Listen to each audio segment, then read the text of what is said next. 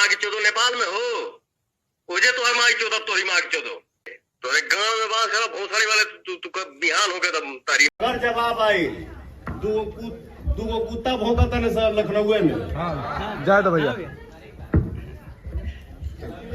हमारा जाएगी पड़ी हमारे के चिथड़ा उड़ाई। निर्भय भाई है मेरा, एक लाइन जरूर निर्भय के लिए लखनऊ छोड़ के जा रहे हैं।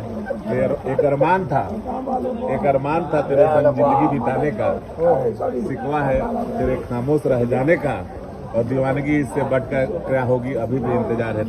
तो गाइस जैसे कि आप लोग देख रहे हैं पवन सिंह लाइव में कैसे किसी को गाली दे रहे हैं। जैसे कि मैं बता दूं कि छोटा पवन लखनऊ आने पर पवन सिंह को दे दिए थे धमकी कि पवन सिंह आप आके दिखाओ मैं आपको छोड़ूंगा नहीं। उसी चीज़ को देखते हुए पवन सिंह ने डायरेक्ट ही बोल दिया कि अगर मुझे रुकना है तो रुक के दिखाओ और मैं आ रहा हूँ बहुत ही जल्द, जो उखाड़ना होगा उखाड़ लेना। तो गाइस मैं बता दूँ अभी तक हमारे चैनल को सब्सक्राइब नहीं करें, चैनल को सब्सक्राइब करें, लाइक करें, शेयर करें।